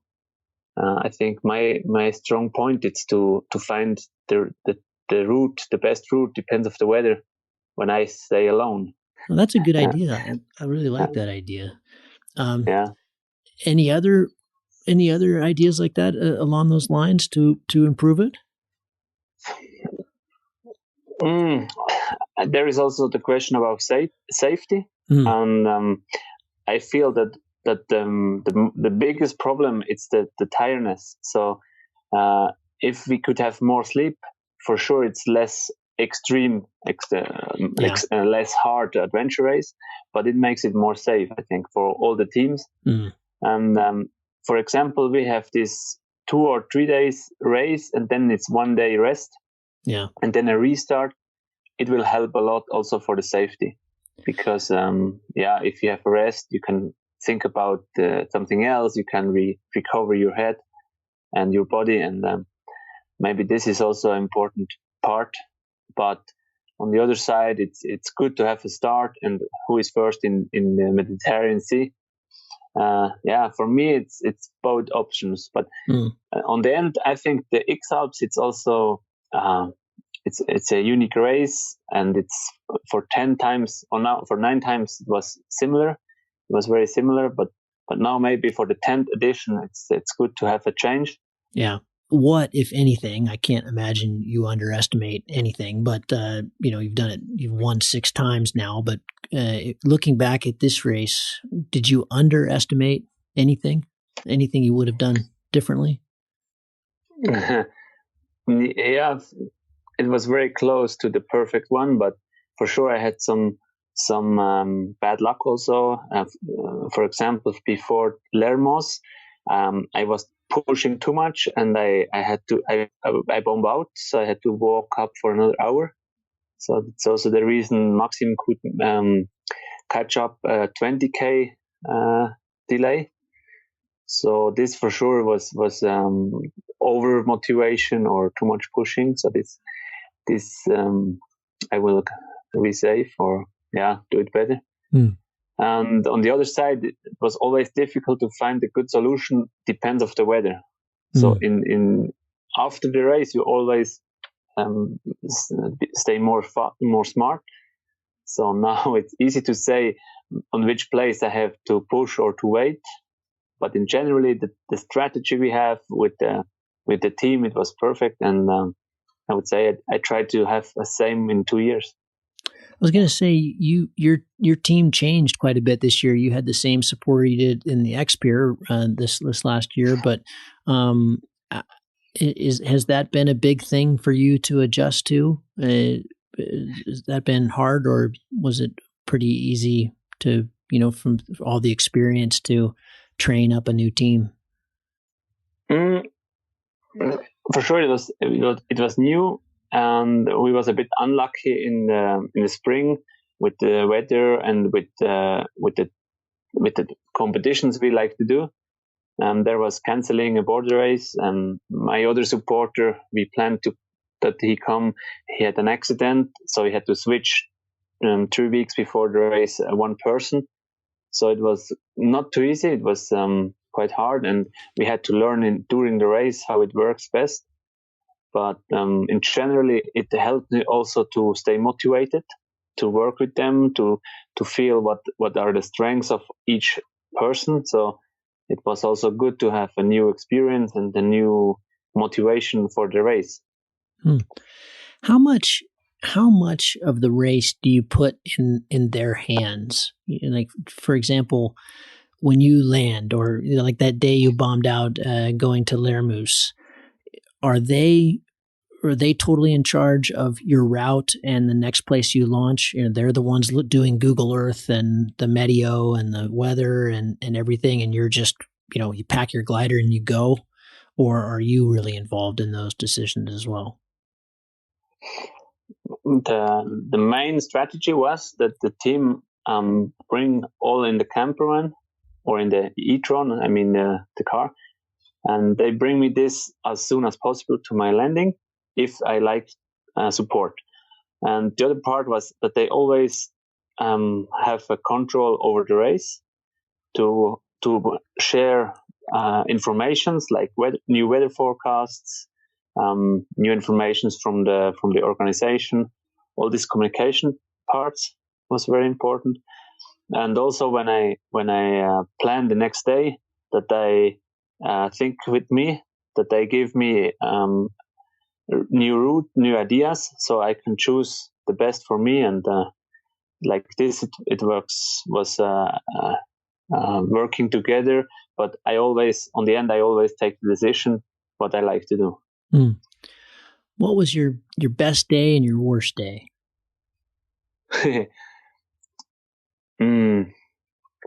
Yeah, it always feels very good when I can cover a big distance. I mean, when I flew all the way to Titlis, because Titlis for me was the worst or the most difficult turn point. I top landed and I flew down, so it felt very good. Maybe it was just a good flying day, but in the end I covered a difficult part, and it felt felt like I did very good. And the worst one was maybe when I crossed at home, my place I know very well, and I was expecting easy going, and it was the hardest day. I covered 5,400 meter uphill, and on the end I was flying in the rain. My glider was totally wet, and we stopped at 9 in a camping because I was looking for a room to dry my wing. And we stopped already at 9, and my gear was completely wet. Also the reserve I have to put out and drying. And when we eat then dinner at 10, I felt not too good because I covered almost nothing and my gear was wet, and I was totally over because 5,400 meters, it makes me very tired. And so it's totally strange, the feeling about the good and the bad day. Your preparation is famous for these races, and I think I even saw somewhere that you were more fit for this one than in any previous edition, which we all got to see in the prologue. I never felt that you, in the previous prologues that I've done with you, I think you were pretty casual about them, but clearly this time you were really gunning for it and to get that second position and fat. I mean, Benoit and Maxime are fast, and that was a breakneck pace for a prologue. I mean, I think we were all really fast that day. But if you could, if you in the last, I know you're always preparing. You always say as soon as you're done with this one, you're preparing for the next. But if you could prepare differently for this specific race, when you look back at the last year, what would you change, if anything? It was quite good because of a lot of power training in gym during the winter, and I never stopped really because I realized that it's very important for the body to have a good shape in muscle. So the legs have to be very strong, and I did once in a week gym until the start.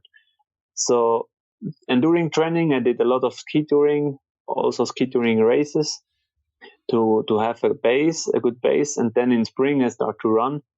And this also was quite good. Maybe for a next edition, I tried to have more competition, flying competition close before the start from the X-Alps, because this year I was not planning really the competitions, and finally the weather was not too good to fly cross country.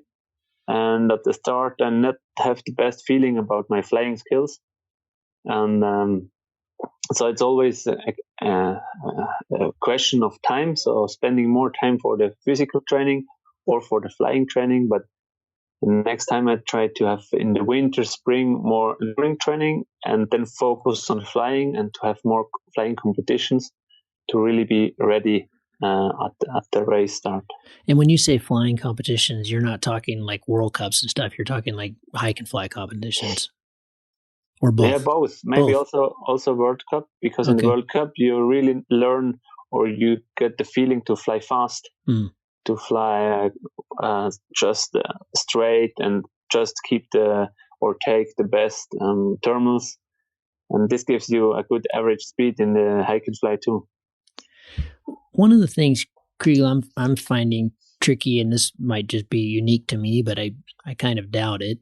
You've got a couple kids, and I have my little daughter that I had right after the last race. Age is certainly a component. I think I've got more than 10 years on you here, but the balance I find tricky because the race requires, at least my approach, because I'm older and I have quite bad knees, I really have to train hard physically for this race. I really put a lot of effort into that because I know it will pay off, and I don't want to end the race because of my knee or something. So, but it's also so much time and so much preparation. My next question is actually, will you do it again for everybody else? Obviously you will, so I don't need to ask that. But are you finding that, difficult to balance with your kids? Obviously they know this is who you are and this is what you do, but it's not just the X-Alps that you do. You're doing a lot of the other ones as well, and like the X-Pier. They're all big commitments, and I'm finding, where I am right now is like, gosh, I just don't know if I can put that kind of time in and also be, a good dad. Are you finding that tricky, or hard, and if so, how are you balancing it? Actually, I feel very comfortable because I'm self-employment, and flying is my life. So as long as I can cover my life for my family with flying, I'm very proud. And I feel also still motivated to train. It means it's not a must to train. It's a gift, and I can share my experience during the training with other people, with friends, and I set some competitions for sure because it's also fun, and it's the game for gain more media work. It means every article I can generate with the competition, it's good for my sponsors. And so I have to find the balance between family, training, and the competitions. And as long as I feel good, it means that my body works well. I like to do this. And so if next year I find a good adventure, I do this. Maybe it's X-Pier again, because the Pyrenees I really like. And then I hope to be ready in 2021 for the X-Alps again, because working with the young pilots, prepare them with the X-Alps Academy, it's also a good motivation. And when I feel the motivation of them, they push me, they like to do better than me. Maybe I can be better than now.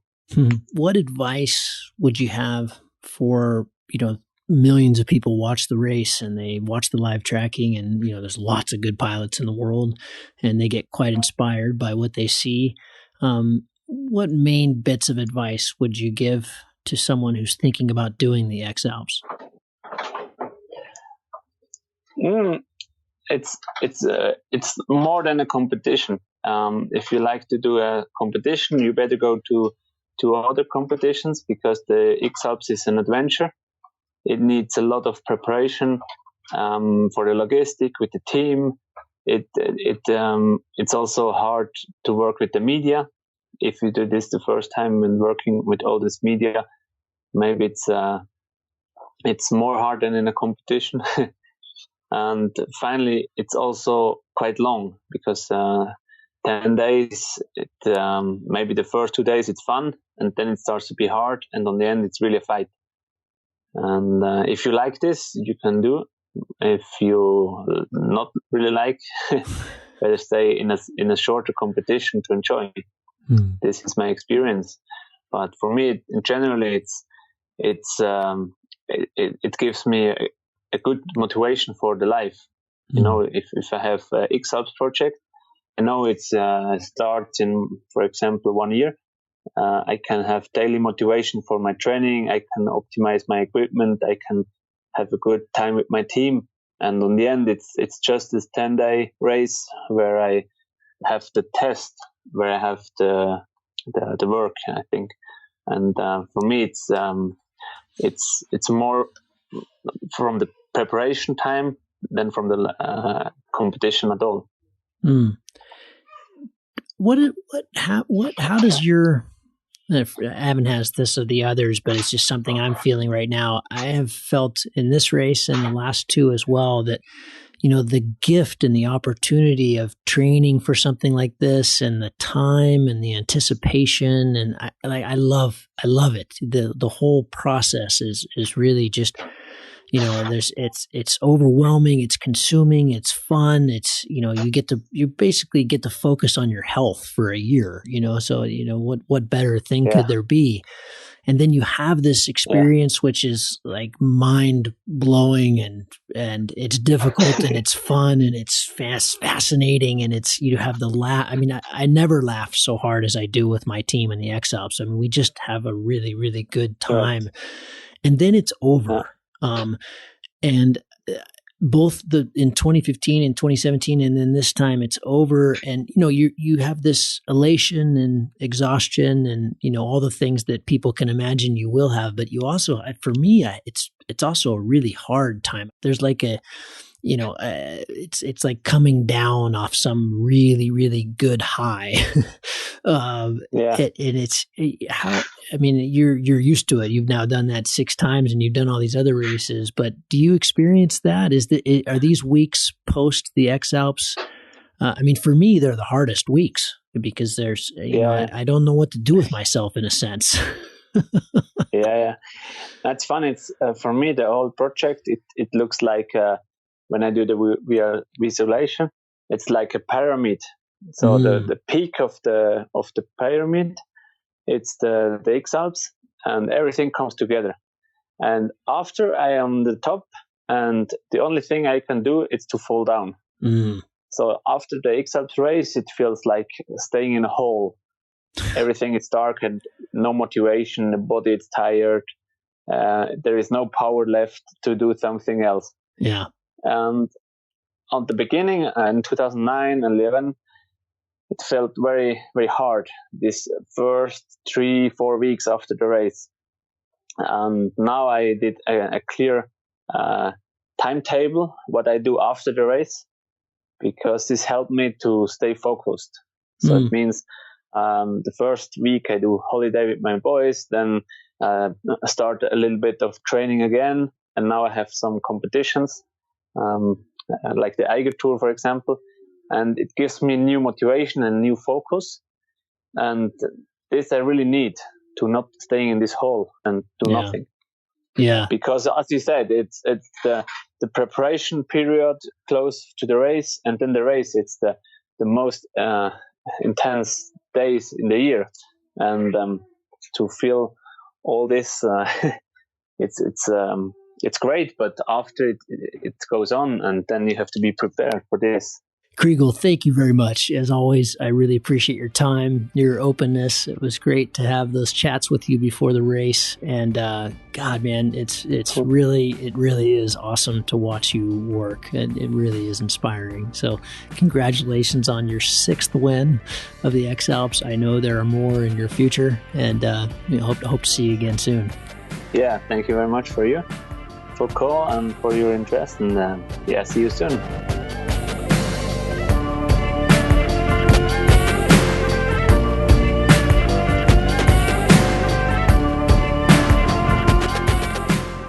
If you find the Cloudbase Mayhem valuable, you can support it in a lot of different ways.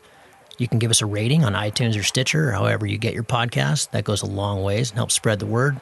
You can blog about it on your own website or share it on social media. You can talk about it on the way up to launch with your pilot friends. I know a lot of interesting conversations have happened that way.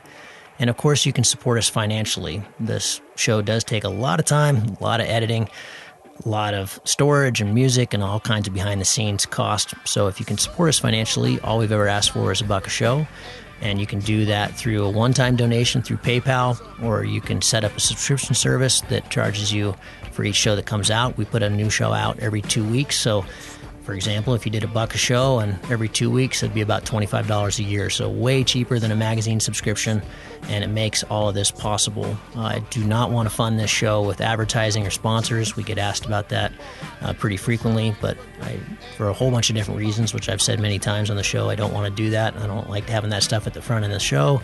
And I also want you to know that these are authentic conversations with real people, and these are just our opinions, but our opinions are not being skewed by sponsors or advertising dollars. I think that's a pretty toxic business model. So I hope you dig that. You can support us. If you go to cloudbasemayhem.com, you can find the places to support. You can do it through patreon.com/cloudbasemayhem. If you want a recurring subscription, you can also do that directly through the website.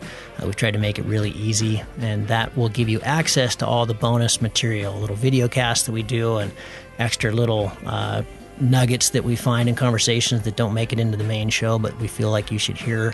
We don't put any of that behind a paywall. If you can't afford to support us, then just let me know and I'll set you up with an account. Of course, that'll be lifetime, and hopefully you'll be in a position someday to be able to support us. But you'll find all that on the website.